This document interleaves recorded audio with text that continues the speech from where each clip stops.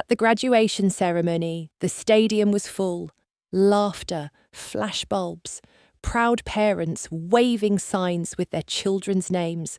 My sister's name was announced first, loud cheers from my parents, standing with their phones out like paparazzi. Then came mine. I rose, steady and silent. No one from my row stood with me. I didn't look at them as I walked up to the stage, but I did reach into my gown.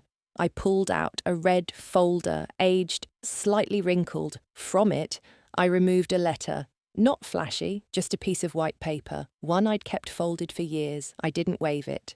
I simply held it in my hand as the dean shook mine. From the stands, my mother's smile faltered. My father leaned forward. Jenna. My cousin froze, hand clamped over her mouth. She knew that letter.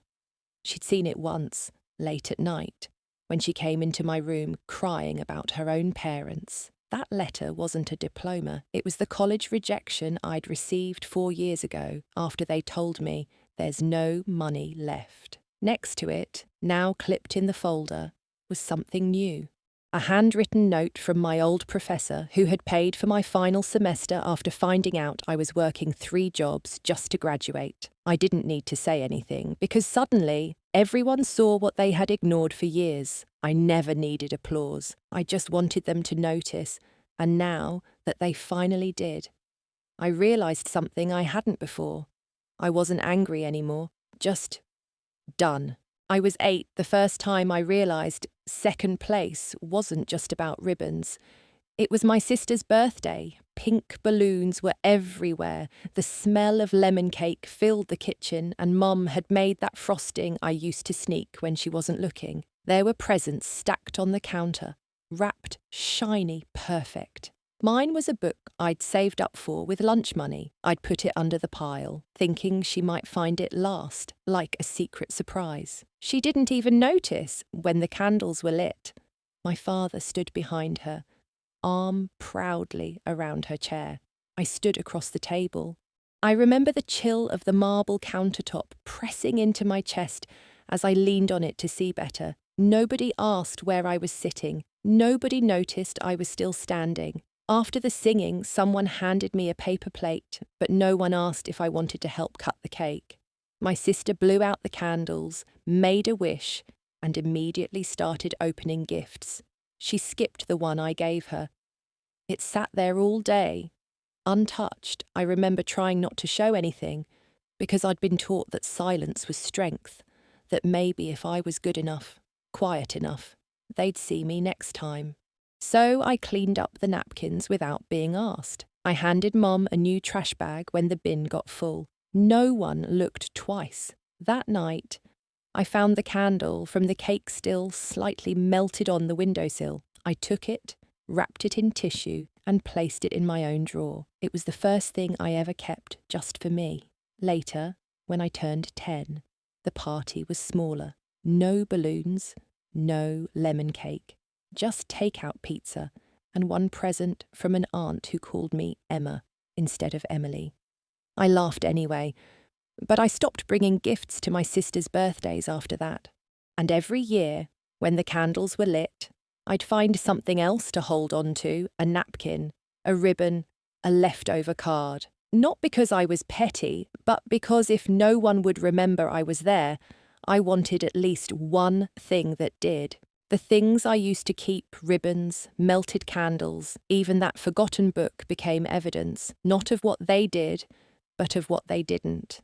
But memory plays tricks. Years later, while packing up after college, I found an old photo frame, buried behind cleaning supplies in the hallway closet. It was cracked on one corner, the glass loose. Inside was a family picture, Dad, Mom, and my sister, centered, smiling. I was there too, but off to the left, half turned away, like I'd stepped in last minute, like I was visiting. At the time, I laughed it off. But that photo stayed in my mind long after I tossed it, because I started asking myself something I never had the courage to before. What if they didn't ignore me to be cruel? What if they simply didn't see me? Not because I was invisible, but because in their eyes, I was fine. the easy one, the independent one. My sister needed more, they used to say. She's more sensitive. She needs our help with college. You're so mature, we're proud of that. But that pride never looked like presence. It looked like absence wrapped in praise. And when I thought deeper, really deeper, I remembered things I'd buried. Like how Mum used to say she was the forgotten middle child, always trying to make herself useful to be noticed, or how Dad once told me he left home at 16 because no one ever asked if he wanted to stay. They never healed. They just passed down what they knew. My silence was comforting to them. My quiet acceptance gave them space. My stillness made things easier, so I became the wallpaper, the background, the one who smiled while holding the camera. They didn't see me because I made it easy not to. That realization didn't free me, but it softened the anger. It reframed it. Not everything that hurts is rooted in hate. Sometimes it's just repetition. And maybe that's even harder to forgive. I didn't leave after a fight. I didn't pack in a storm of rage or slam doors or yell, "You never loved me." It was quieter than that. It always was. That week, my sister's graduation party was all anyone talked about. Balloons, catering, music lists. I offered to help. Mum smiled, distracted. "Oh, honey, we've got it," Dad added. "You've always been so independent. Just show up and enjoy." And so I did. I arrived early, wearing the dress I had saved up for. I brought a homemade pie. No one noticed. I drifted between conversations, laughed when expected, took pictures. And then, during dinner, I realised something. There were name cards on every seat at the long backyard table. My uncle, my cousin, even the toddler who still needed a high chair, but not me. No one had put out a chair for me. Again. At first, I laughed, told myself, this is silly. Then I looked at my sister, sitting at the centre of the table, radiant, surrounded. She caught my eye, smiled, then turned back to the conversation without a pause. That was when something inside me shifted. I went to the patio, quietly slid a folding chair from the corner, placed it at the very end of the table half in shadow, barely under the canopy. I sat, ate quietly, and left early. Before I did, I walked back to the table. Everyone was still mid-laughter, caught in a world I'd always stood beside, never within. I pushed the folding chair back to the edge of the patio. Then I walked away. No scene, no drama, no goodbye. Just the scrape of a metal leg on concrete and a decision. That chair had followed me all my life. The missing chair. The one I'd pulled out for myself time and again. That day, I folded it for the last time. The apartment wasn't much. A second-floor studio with peeling paint, a leaky faucet, and a faint smell of curry from the neighbour's kitchen. But it was mine. No one else's name on the lease. No reminders to turn off the lights. No eyes watching to measure how much space I took up. I moved in on a Thursday, alone. Carried the boxes up 2 flights, one by one. My arms shook by the last trip, but I didn't stop. There was no welcome party, no warm hug waiting at the door, just the soft click of the key turning in a lock that only I held. That night, I sat on the floor, no couch yet, just me and a borrowed lamp eating instant noodles from the pot. But I smiled, because for the first time, I wasn't shrinking to fit someone else's idea of enough. I was beginning.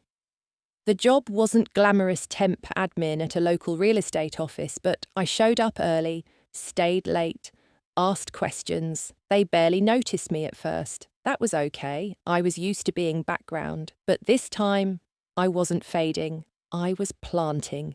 Every week, I bought one thing for the apartment: a lamp, a second-hand chair.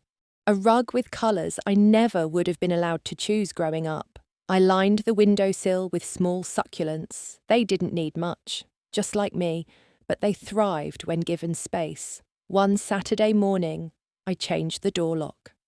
Not out of fear, out of ownership. Later that day, I watched the family across the hall decorate their front door with paper butterflies.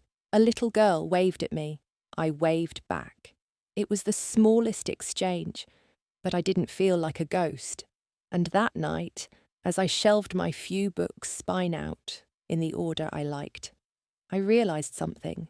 This was what it felt like to choose yourself, not in a loud, triumphant declaration, but in quiet, repeated acts of building, of becoming someone who doesn't wait to be seen, of being the kind of person who makes a home even if it starts with just a lamp, a chair, and a pot of noodles. It started late one night, just me and the glow of my laptop.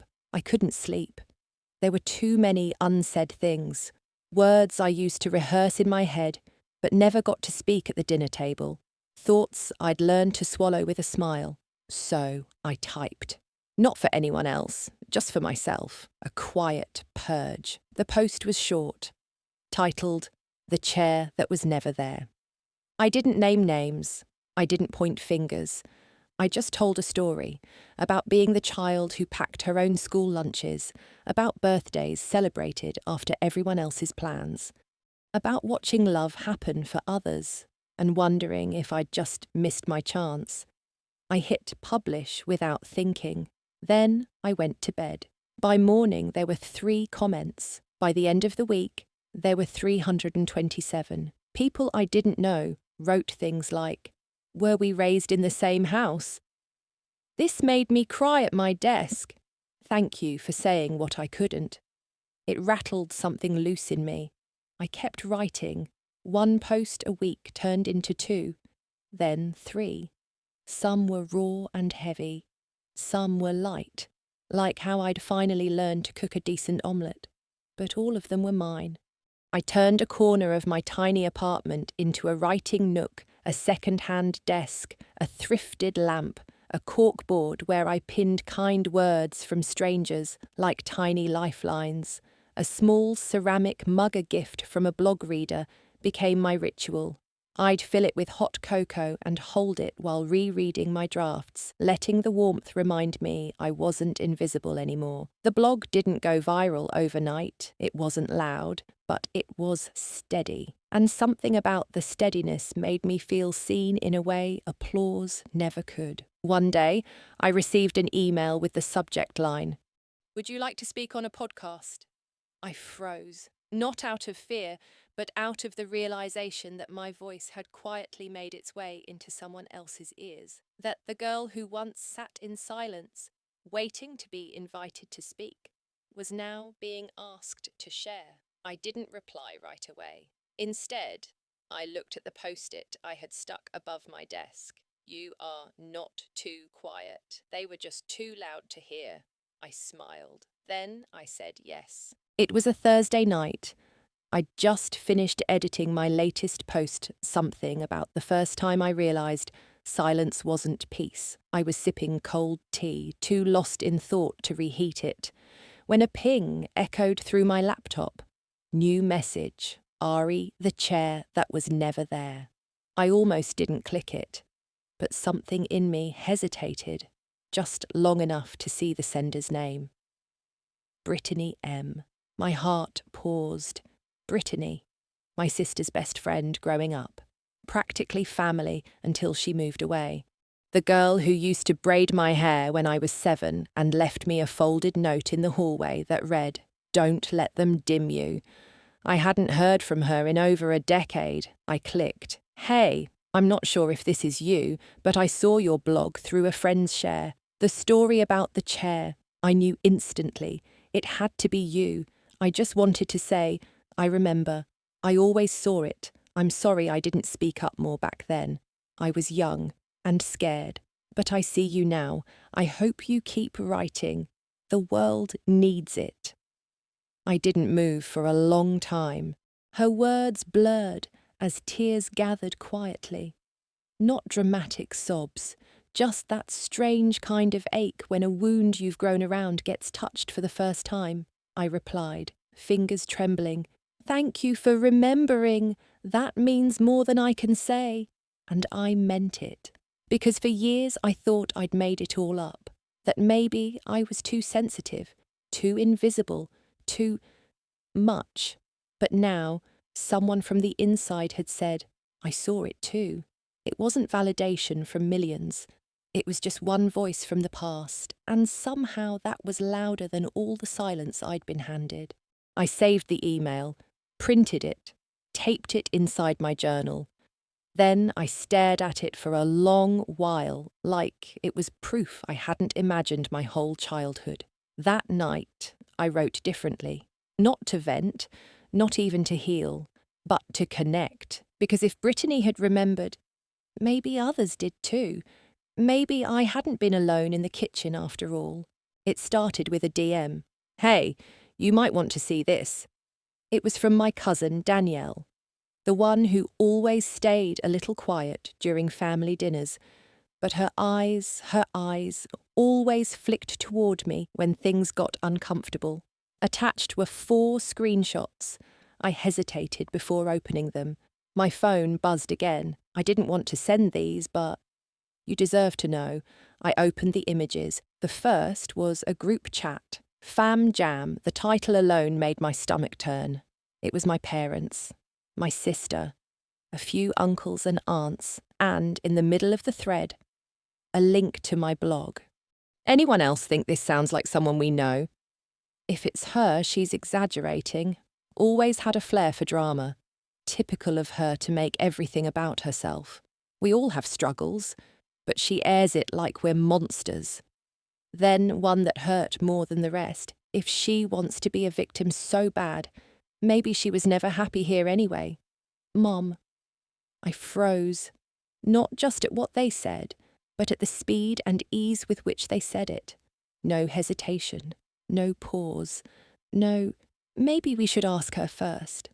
I sat on the floor, cold tiles pressing into my legs, the light from my phone casting shadows up my arms. Then another screenshot came through. It was a forwarded message from my dad to his brother. Let's not engage, that's what she wants. Attention, as if I were a tabloid, a tantrum, a child playing pretend. I didn't cry. I didn't text Danielle back right away either. Instead, I did something that surprised even me. I saved the screenshots, not to share, not for revenge, just to remember. Because they always said I misremembered things. And now, here they were, time-stamped, word for word. My phone buzzed again. But I put it face down. The room was quiet, except for the sound of my breath, controlled, shaky, but even. For the first time, I saw my family not as blurred figures in a fog of childhood confusion, but as people with choices. And those screenshots, they weren't just messages, they were proof. My thumb hovered over the reply bar. Say something, I whispered to myself. The room was silent. My laptop lay open, cursor blinking on a draft post titled, "When Your Family Gaslights You in a Group Chat." But I couldn't bring myself to hit publish. I reread the screenshots again and again. Each word was a paper cut, small, precise, repetitive. I started typing a response. I never asked for this. I told my truth quietly. You turned it into a courtroom. Delete. New draft. You always told me not to lie. So why does the truth scare you now? Delete. My fingers paused. I looked at my phone. The wallpaper was still the same photo. Me and my younger self, age 6, on the swing set, hair flying, both smiling like we hadn't yet learned to hide. I suddenly felt old, not by age, but by weight. A ping, a missed call, Mum, no voicemail, just silence. A shadow knocking, then leaving. For a moment, I imagined picking up, saying nothing, just letting her speak, letting her explain. But she didn't leave a message. She never really did. I turned the phone over, face down. I got up and poured myself tea. The sound of the kettle boiling filled the kitchen like static in my head. Back at the table, I opened a fresh document, not a blog post, not a reply, just words for me. You don't have to burn the house down to prove it was cold inside. That's what I wrote. No one would read it, but I would remember it. Another message popped in. Danielle again. Whatever you do next, just know I believe you. Always did. That undid me more than anything else, because the question had never really been, should I respond? It had always been, do I still need their permission to speak? And suddenly, I didn't. She posted it at 2:03 a.m. No hashtags, no dramatic title, just her words, a caption. They treated me like a guest in the home I helped build. So I left. And the full blog post, in raw, quiet detail. Then she locked her phone, set it face down, and went to bed. She didn't sleep, but she didn't check either, until the sun was already up, and the light fell in soft bands across her bedsheet. She turned the screen back on. 204 shares, 3,482 comments, 8,000 likes. Her hand trembled. She hadn't expected this. She thought maybe a few strangers would read. Maybe someone would troll. Maybe it would get lost in the scroll. Instead, I thought I was crazy. This happened to me too. My parents favoured my brother too. I've never said it out loud until now. Thank you. Just thank you. Even people she knew barely remembered were commenting. A girl from her high school debate team. Your writing gave words to something I've never had the guts to say. A former co-worker. Family doesn't mean loyalty. Truth does. Then she saw it. Her aunt shared the post. Caption. It's about time someone said this. I always saw it. Her breath caught. That she hadn't expected. One ripple led to another. Colleagues messaged her in private, admitting they'd been passed over in their own families. People asked if she'd write more. Someone offered to interview her for a podcast. She wasn't sure what scared her more, the silence she had lived with all these years, or the sudden volume now. But in that volume was clarity, a noise not of outrage, but recognition. She hadn't started a war. She'd started a mirror, and people were finally looking at themselves, at their families, at who they had silenced and who they might still have time to hear. She closed the laptop. Her tea had gone cold, but inside, something warm had begun to settle. It started small. At work, glances lingered longer than usual. The silence during Monday's meeting had an edge to it, like someone was waiting for her to speak up or explain something she hadn't mentioned. During lunch, her boss casually said, I saw your post. She looked up, calm, not defensive. I didn't mean to snoop, he added quickly. It just popped up. Got a lot of shares. She nodded. It's true. He studied her, then nodded back. It was powerful. She didn't know if that meant approval or warning, but for the first time in years, she didn't feel like she had to guess. Back home, she received a message request from someone named Alan D. She opened it. I'm your mum's cousin. Haven't spoken to her in years. Just wanted you to know. I always wondered why she faded. I think now I understand. Attached was a photo, her mother, as a teenager, laughing with a group of siblings at a summer lake. In the corner, almost cropped out, was her, a faint outline, forgotten even in the memories. The next day, Alan showed up at her office. She didn't recognise him at first. He held a brown paper bag with coffee and muffins. Thought I'd drop by. I was in the area. She blinked, unsure what to do. They sat outside on a bench under a small maple tree. I'm not here to make things harder, he said, handing her the coffee, but I wanted you to know. They did it to your mum too. The sidelining, the forgetting. Her hands wrapped around the cup. It was too hot. She didn't mind. She always smiled through it, Alan added. But she never forgot. I think you gave her a voice she never got to use. Her throat tightened. Why didn't anyone say anything? She whispered. Because back then, he sighed, we didn't have posts to share. They sat in silence. Leaves fluttered overhead. I'm proud of you, he said, standing, then walked off. She sat there a while longer.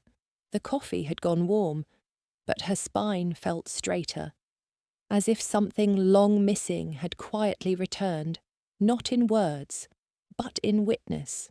It had been weeks since the post went viral, enough time for the noise to settle, or so she thought. She wasn't hiding, just quieter, focused on work, on healing. One Saturday, she stopped by the independent bookstore café near her apartment. Her favourite table was empty next to the window, under a small lamp with golden trim, the kind of spot that made you feel safe, even when the world didn't. She ordered her usual, sat down, opened the book she hadn't touched in years, The Garden on the Other Side, a gift from her mother on her 12th birthday. She used to treasure the inscription inside, to my thoughtful girl, keep blooming. But today, she noticed something different. The ink from the inscription had faded, and someone, probably her younger self, had scribbled over it in red crayon. She didn't mean it. She traced the crayon line with her finger, then looked up and froze. Across the room, Brittany stood by the counter, holding her toddler son, browsing the pastry case. She hadn't seen her yet, but her voice, soft and firm, spoke to the child. Do you want the blueberry one or the little star cookie? It was surreal. The same cadence Brittany had once used on her, but warmer, softer. The child pointed. Brittany smiled, then paid. When she turned around, she saw her, just for a second. Their eyes met. The pause hung there, fragile and stretched thin. Brittany's smile faltered. Her eyes dropped to the book in her sister's hands, then to the empty seat across the table. She hesitated, shifted her weight.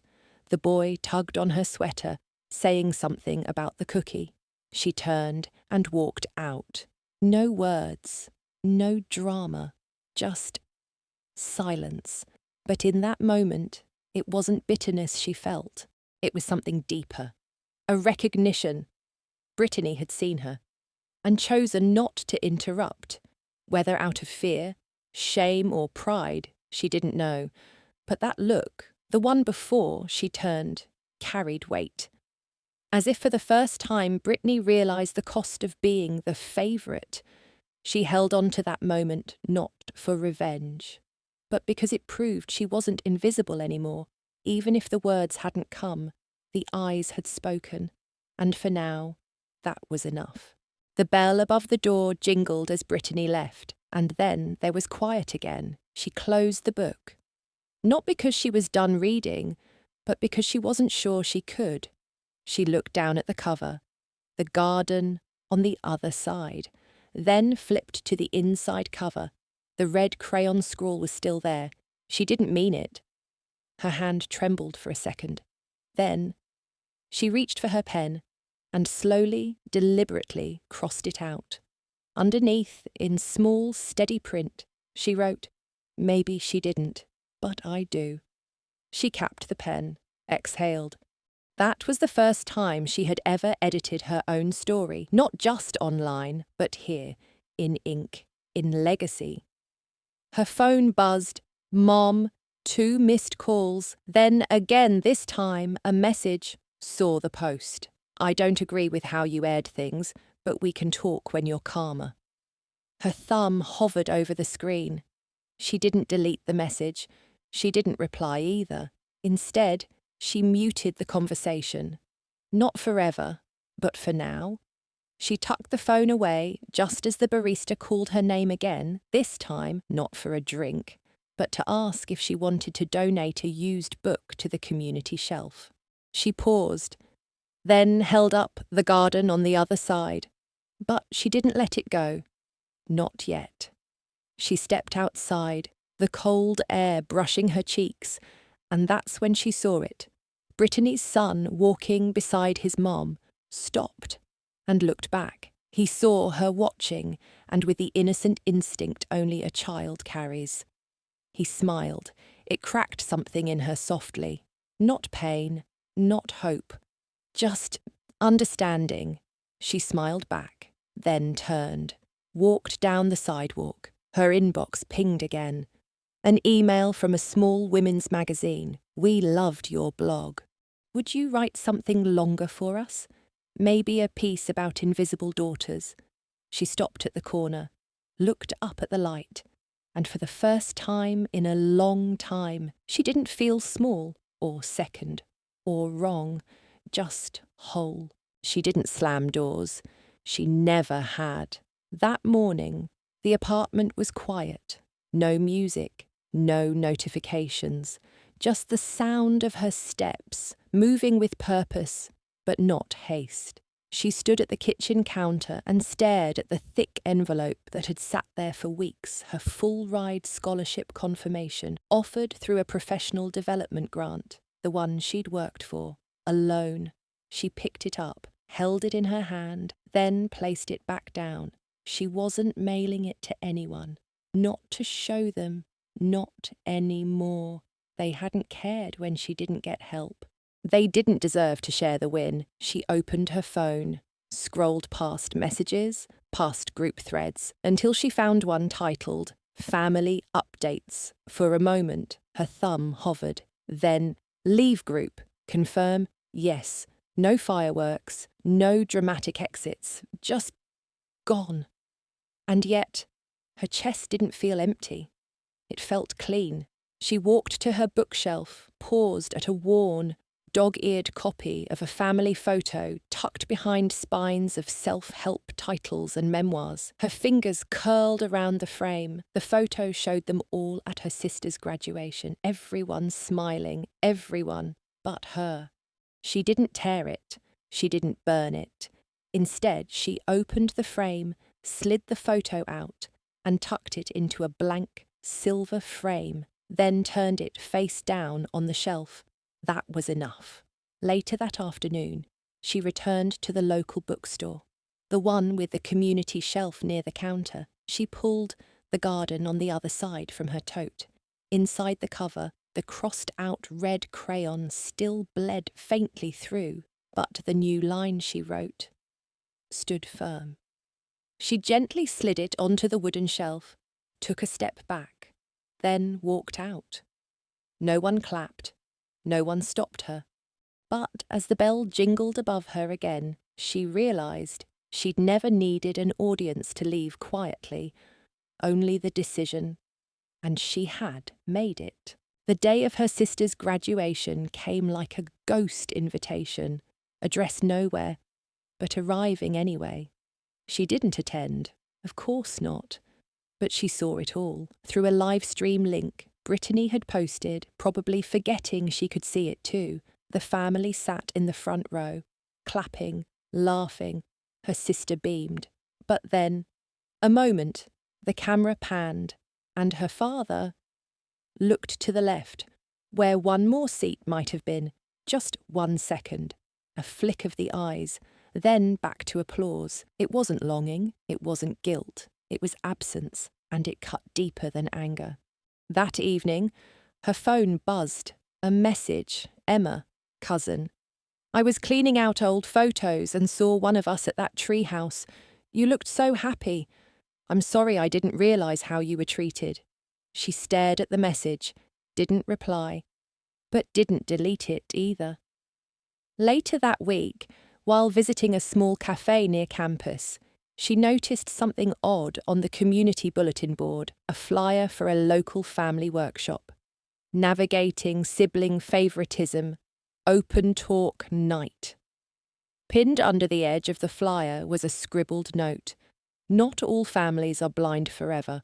Some just blink too long. No name, no contact, but the handwriting. She recognised it. Her mother's, from grocery lists, from birthday cards. She blinked, then walked past. But in the reflection of the cafe window, she caught her own image standing straighter than before. The pain hadn't left, but it had softened into something else. Distance. And sometimes that's as close as healing gets. It had gathered dust in a drawer for years. A small wooden music box with a hand-painted flower on top. A gift she'd made in 9th grade for her mother's birthday, carefully chosen, painfully saved for, and completely forgotten under a pile of gifts for her sister. That box had sat silent for over a decade until today. She stood in front of her parents' door again, not to knock, not to speak, just to leave something behind. In her hand, the music box, now wrapped in plain brown paper, no bow, no note. She placed it on the porch table. As she turned to leave, the door creaked open. Her mother. No words, no gasp, just tired eyes, meeting hers. For a second, her mother took a step forward, but the woman held up her hand gently, not as a wall, but as closure. Then she reached out, placed the box on the table, and slowly turned the key. The soft, trembling tune began to play, the same tune that had never been heard the first time. She didn't wait for it to finish. By the time the final note rang out, she was already halfway down the path, her back straight, her pace calm. Inside, her mother stood still, one hand on the edge of the table, the music box in front of her. No tears, but her fingers trembled, and outside, the woman exhaled, not because she was free, but because she'd finally let go with proof, not to be seen, not to be thanked, just to be done. The coffee shop was quiet that morning. She sat by the window, stirring her drink slowly, eyes locked on nothing. Then it happened, without warning. A little girl in a pink hoodie ran past her table, laughing. "Mom, they saved me a seat!" The words hit her like a soft but unexpected breeze. She smiled, not because it didn't sting, but because this time it didn't hollow her out. Her mind flashed again to the birthday dinner, that long table, the white cloth, the laughter, and the moment she stood in the doorway looking for her name, only to find it missing. Everyone else had place cards. She didn't. She had pretended to tie her shoe as tears welled. Back then, she thought, maybe if I had done more. Now, she knew it wasn't about effort. It was about who they chose to see. She took a sip of coffee. The girl and her mother had sat down nearby. The mother gently pulled the girl's chair out for her, kissed her forehead. She didn't look away this time. She watched, not with envy, not with longing, with peace. Because she knew now what she once begged for as a child. She had given to herself a place, a voice, a seat. Even if she had to build the table from scratch, she pulled out her phone, opened the Notes app, typed, "You don't always get the seat. Sometimes you have to create the whole table." She hit save. She didn't need to post it. She already lived it. She opened the draft message again. It had sat unsent for 2 days now. "Hi, Mom. I saw the article you bookmarked. Just wanted you to know I'm okay." She stared at the blinking cursor. Her fingers hovered. She had written and rewritten this message so many times. But the question was never what to say. It was whether to say it at all. The last time she'd spoken to her mother, really spoken, was the night before graduation. Her mother had said, "You always make everything about you." It had silenced her for years. But now, rereading the article her mum had bookmarked an essay she wrote about growing up invisible, something shifted. Her mum hadn't liked or commented, just bookmarked it. A small act, easy to miss, but maybe it was her way of reaching. Still, the decision wasn't about her mum anymore. It was about her. The message, still sitting there. She breathed in slowly, then backspaced the whole thing. Instead, She typed a new one. Hey, just wanted to let you know I'm doing well. Hope you are too. She didn't send it. She just saved it. And that was enough. Because forgiveness didn't always need an audience. Sometimes it was simply choosing not to carry the weight anymore. She looked up and saw the email notification. A name she didn't recognize. The message said, I just want to thank you. I sent your story to my younger sister. She's been struggling. She cried reading it. She said it was the first time she felt seen. Tears came quietly this time, not out of pain, but out of recognition. She had spent so long trying to be seen by her own family. Now, she was helping strangers see themselves. And somehow, that filled the emptiness her family never could. She stood outside the house she used to call home. It hadn't changed. The same faded blue shutters, the cracked driveway, the jasmine plant her mother always trimmed too close.